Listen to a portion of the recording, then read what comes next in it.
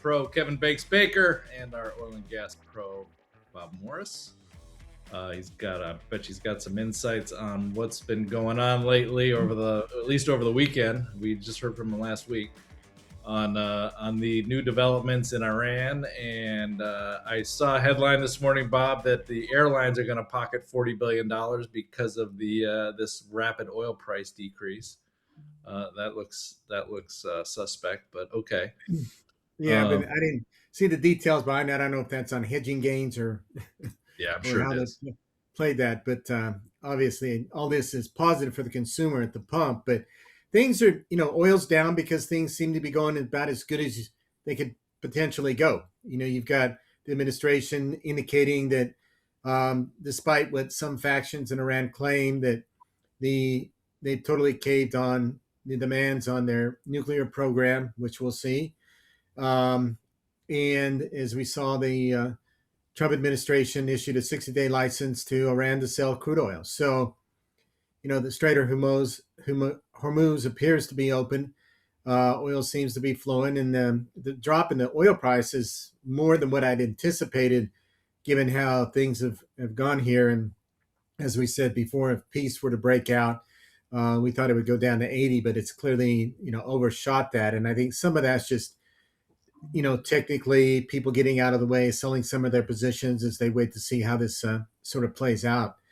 But, as far as energy names, how do you see it? How do you crystal ball it for us, Bob? I'm curious. How do you see this playing out? You got tons of experience watching this over history.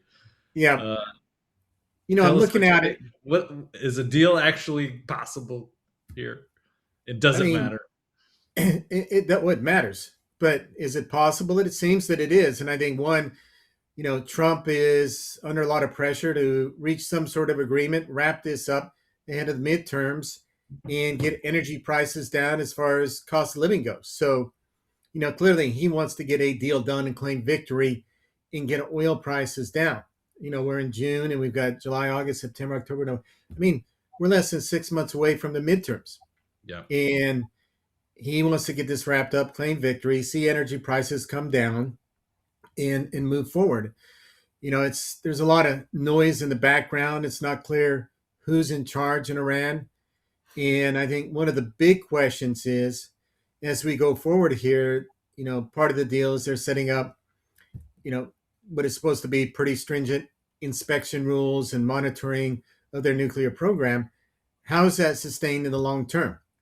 And under future administrations, does this hold up or does anything change? We know for a fact that they want to cheat, as far as the current regime. And it appears that whoever's in charge here seems to be an extension of the old regime.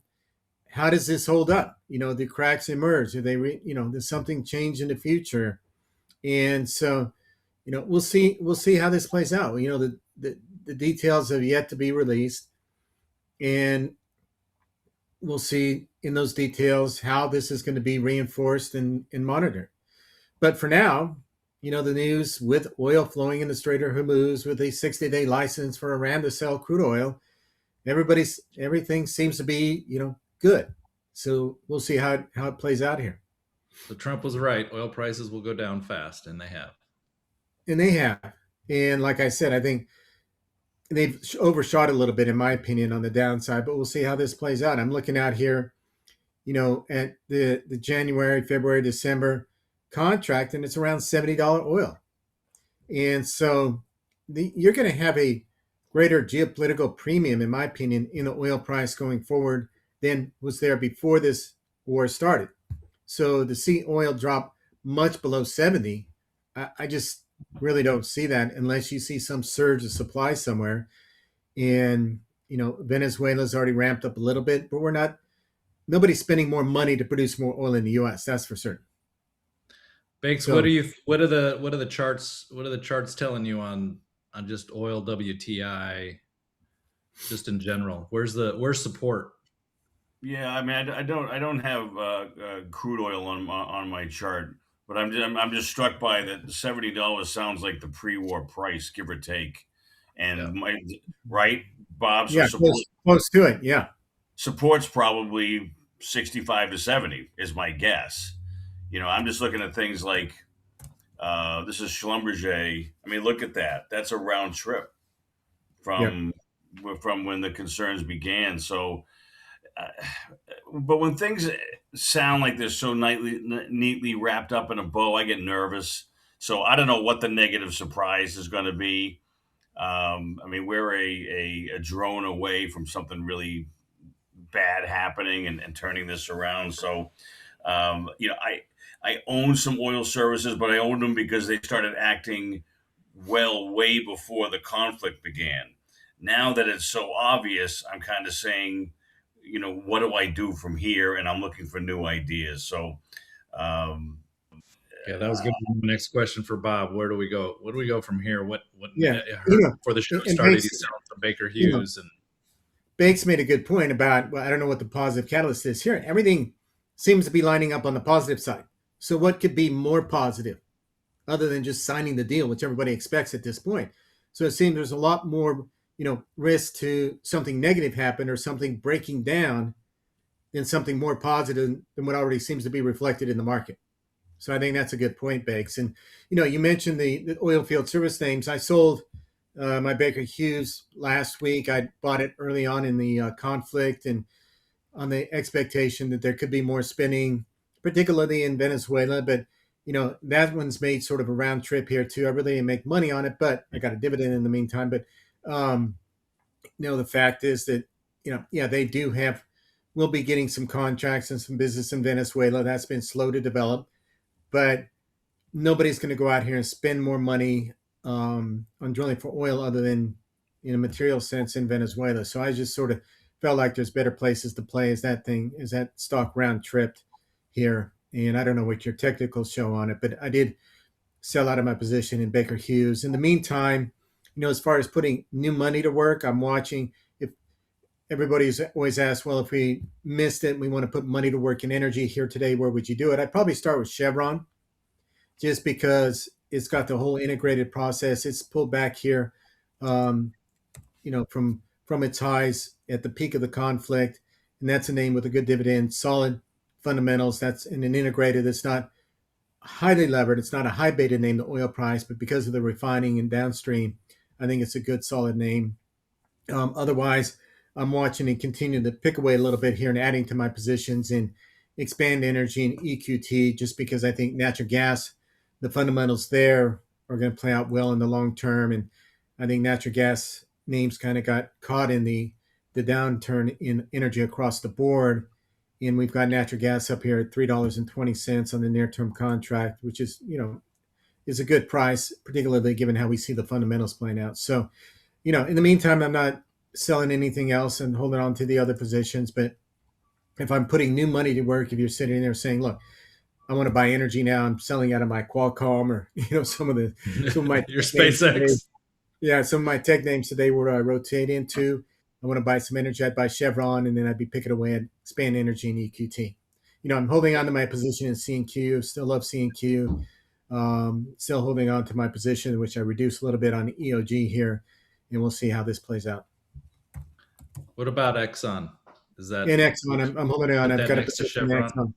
Yeah, Yeah. it's not. I've got a bigger position in Chevron, percentage wise, but I still hold Exxon and holding on to that. Okay. And this Exxon and Chevron, and they normally do. They look very similar.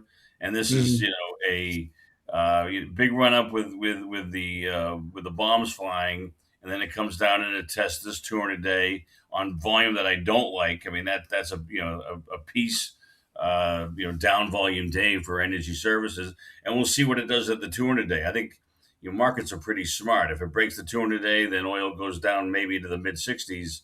If not, then we get ready for a negative surprise. If I don't know anything, but if I was,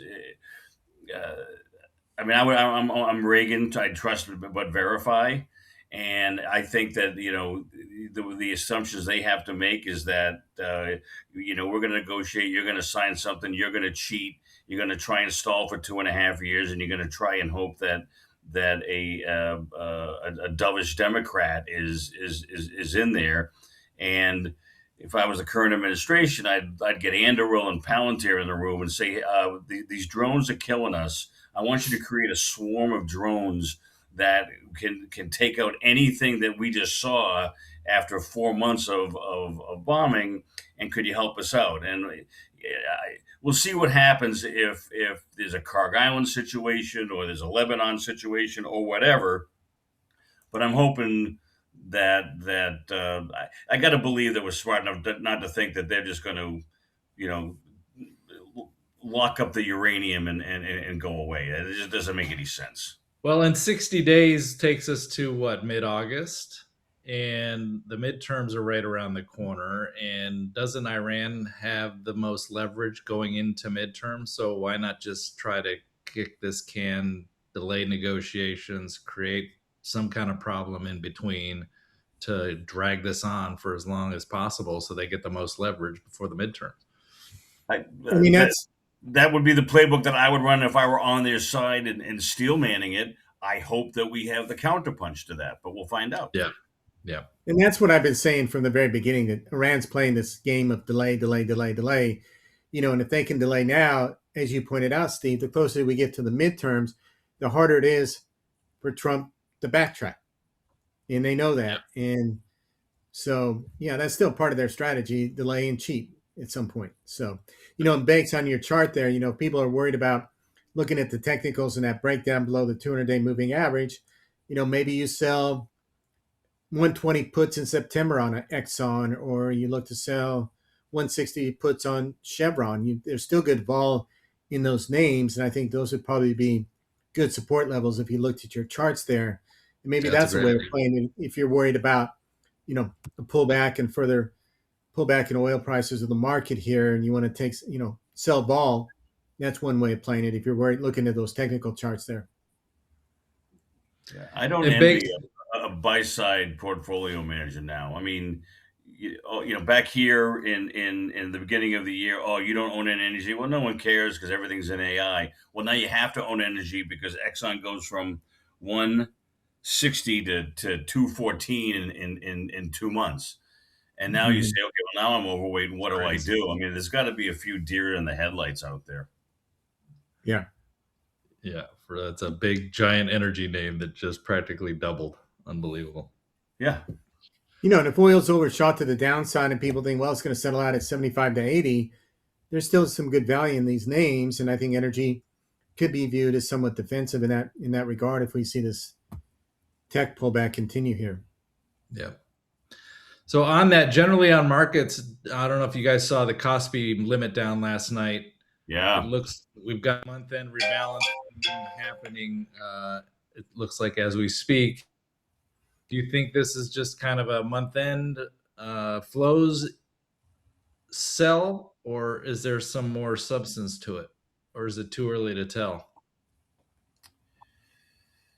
Okay, there's your answer. Yeah, Go ahead.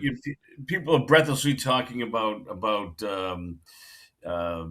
the SpaceX breaking the not the deal price, but the first trade price. And, that looks bad. And, I'm watching Palantir hit new lows. So there's a lot of darlings that are getting shot. And I think people are running out of places to hide. And, the semis are about as extended over there 200 days as they've ever been. And so it doesn't take much to people say. Google getting hit in the nose. Google getting hit in the nose yesterday by what, 5-6%. That's a big move for Google. Yeah, but that's a decent that's one of the best looking charts out there. But there's a lot of damage being done. Netflix is taking out new lows. Palantir is taking out new lows. But why today? I have no idea. No idea. And no, I don't think anybody does. Yeah. Is there anything on your shopping list, Bakes, that if we get a 5%, 5 to 10% move here, you start nibbling on? What I'm doing is I'm going to bring up today is first of all, BITI is I've crossed it off my shopping list. This is short Bitcoin via the futures, which is not a perfect way to do it, and I don't recommend it. So I'm doing it with 10% of my portfolio, and I don't necessarily recommend anybody else do it. But if I had a better way to short Bitcoin, I would. But I've got to deal with the ETFs that I have. But this is, clearly to me, especially the longer term, that's a reversal in trend and a pretty impressive one, especially when you see the volume corresponding down on the bottom. So this gets the daily move, the inverse of the daily move of the Bitcoin futures. Okay, Yep. so that caught my attention. And then I look at Bitcoin itself, and I do it via GBTC since that's the granddaddy of it all, as Keith Jackson would say. And this corresponds to Bitcoin.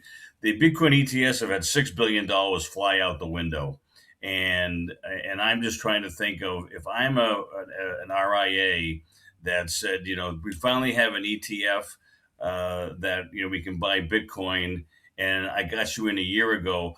I'm having a really tough second quarter conversation right now. And I got to believe people say, just get this off my screen. I don't want to talk about it anymore. We made a mistake. Let's go on. That's what I think is going on. My suspicion is most people are saying, the long-term scarcity story is there, and it's eventually it always comes back from these prior, but the reasons why it's going to come back are getting more and more feeble as I listen to people. Now it's, AI, it took our money, and so once the AI trade is over, the money is going to flow back into Bitcoin. That's basically what Saylor and Rick Edelman said on different Right. podcasts the other day. And I kind of go, you doth protesteth too much, in my opinion. So the case, this could be the bottom, and the winter could be over. There's so many people praying for that are long over their skis that I think it's probably going to break. And what I'm looking at right now is this 4588 level on GBTC, the Grayscale Bitcoin Trust, been around the longest. And it looks to me, look at this. I mean, that's the Matterhorn right there, or the Christmas tree of death, as our good friend Jeff Mackey would say. For So sure. if it really becomes a Christmas tree of death, it's going to be at a close below 4588. For Bitcoin itself, it's 59,884.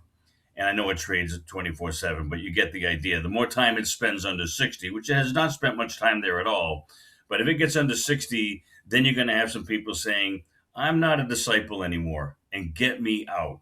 And when that happens, it's going to be a hell of a whoosh that takes this down. And this is MicroStrategy, which has a software company that they tell me throws off enough cash flow to pay the dividends. I have a hard time buying that, but this is MicroStrategy. That's a sick looking chart. People are trying to defend this 104.17 level that you see over here 2 earnings reports ago. And here we are at 107.60. And that's not that far away. So a close below 104.17 means to me that the thesis is really, really wounded to broken for Bitcoin, and I'm ready accordingly. I haven't So heard much you're lately you're about not the. buying it here. You're just waiting to see if it breaks down first. Sorry? You're not buying it here, Bitcoin or Grayscale. You're just waiting to see if it breaks down first. I am short the BITI already, and I've made a little bit of money because of initial breaks. But I'm We are looking for long BITI, which is short Bitcoin. yes, and I want to see this come above 29.64, so 28.94, and to confirm that. But this to me looks like a change in sentiment and a change in trend.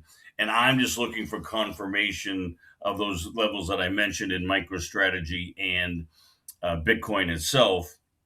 And then I'm waiting to have the podcast really turn apoplectic. Like, this is a conspiracy. What's wrong? The Clarity Act is going to save us. And listen, I could be wrong. This could be the bottom, and it's successfully defended, and it could go to the upside, and I lose 15% of my money on this 10% position. That could happen. I'm not naive, but after 17 years, Bitcoin has run out of narratives as far as I'm concerned. War doesn't make it go up. The Nasdaq doesn't make it go up. Inflation doesn't make it go up. Gold, it doesn't track gold. So I'm sorry, Mrs. Lincoln, but the play, I don't like it. It doesn't. I haven't seen much lately about the mics, the margin calls that were supposed to start happening below 60,000 for Sailor. Have you seen anything He lately on that? the way and I think he's not an idiot. I mean, he's actually very smart. There aren't specific triggers. The way I understand is that the debt is structured so that he's not going to put out there in the prospectus, oh, Right. It's this we got a price. problem below Right. below 60,000 or something like that. So Yep. it might not be margin calls. It might just be I've got to sell some to make this preferred dividend payment. But I don't know what's going on. And then all the copycats that have become Bitcoin treasury companies. What are they doing? So I'm looking at all this. I haven't gone through everything exhaustively, but that's why I'm looking at that close. If we see a close below that low, this is a micro strategy. Then people say, you know how Wall Street works. They get the Bloomberg out and they say, okay, who can we press to make their life miserable? And Yes. Run the stops. right. I mean, once there's blood in the water, the Yep. sharks come. More to And come. I think there's some blood in the water, and I'm waiting for more of a All pond of right. blood in So the if water. if you're thinking about buying Bitcoin here, take a pause. Is what you're saying. Take a I pause. Let this thing. Let's see what this and thing does. I'm I'm more on the other. Yeah, that's a given. I wouldn't touch it. But if you bought into this during when your you opened your Robinhood account in 2020 and you own this and you got on to all the podcasts and you listened to all the sailor speeches and you read the Satoshi paper, you know, I know what happens when people believe something, and then that belief is dashed.